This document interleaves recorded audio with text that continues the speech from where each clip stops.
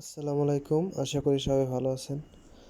দেখতে পাচ্ছেন নিশান সানি 2015 মডেলের একটা গাড়ি। এটার খুবই ছোট একটা সমস্যা। চলুন গাড়ি চালু করে আপনাদের দেখাচ্ছি।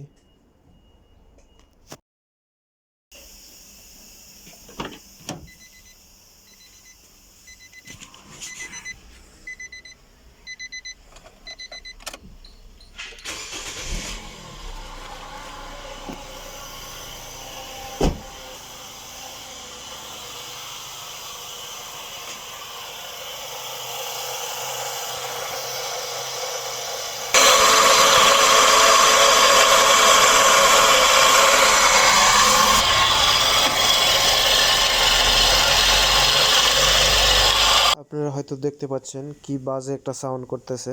চলুন দেখা যাক কি এ থেকে সাউন্ডটা আসতেছে, ডায়নামো থেকে না কম্প্রেসার থেকে না ওয়াটার পাম্প থেকে। চলুন চেক করা যাক।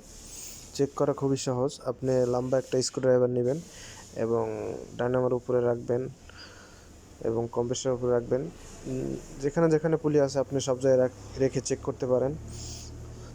রেখে আপনি কান লাগালে দেখবেন খুব বাজে সাউন্ড আসে এবং আপনি স্ক্রুড্রাইভারে লাগাইলে দেখতে পাবেন যে হাতের মধ্যে ভাইব্রেশন ফিল হচ্ছে, তার মানে ওই ব্যারিংটায় সাউন্ড আছে।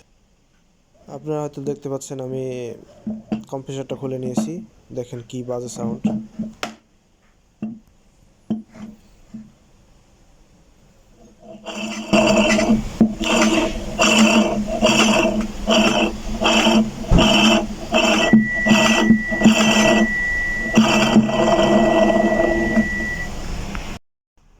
চলুন কম্প্রেসারের পুলিটা খুলে নেওয়া যাক। প্রথমে আমরা কম্প্রেসার ম্যাগনেট ক্লাচটা খুলে নেব।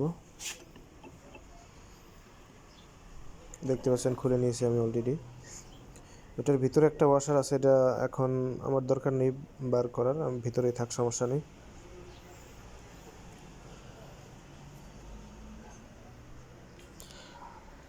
আমরা এখানে 10 মিলিমিটার একটা নাট লাগাই নেব যাতে পোলারটা লাগানো যায়। সব সময় আপনারা পুলি খোলার আগে নাটটা লাগাই নেবেন যাতে ভিতরে যে থ্রেডটা আছে এটা খারাপ না হয়ে যায়। আপনি যদি ডাইরেক্ট এমনি পোলার লাগান থ্রেড খারাপ হয়ে যাওয়ার সম্ভাবনা আছে। চলুন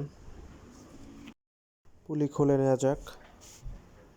দেখতে পাচ্ছেন আমি অলরেডি পুলিটা খুলে নিয়েছি, ব্যারিংটা চেঞ্জ করে নিয়ে আসবো। দেখতে পাচ্ছেন আমি অলরেডি ব্যারিংটা চেঞ্জ করে দিয়েছি।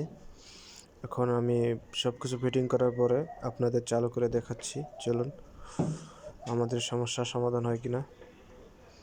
আমার ভিডিও দেখে যদি আপনাদের সামান্যত ভালো লাগে অবশ্যই চ্যানেলটি সাবস্ক্রাইব করে রাখবেন এবং ফেসবুক থেকে দেখে থাকলে অবশ্যই ফলো দিয়ে রাখবেন। ধন্যবাদ। চলুন চালু করা যাক গাড়িটা।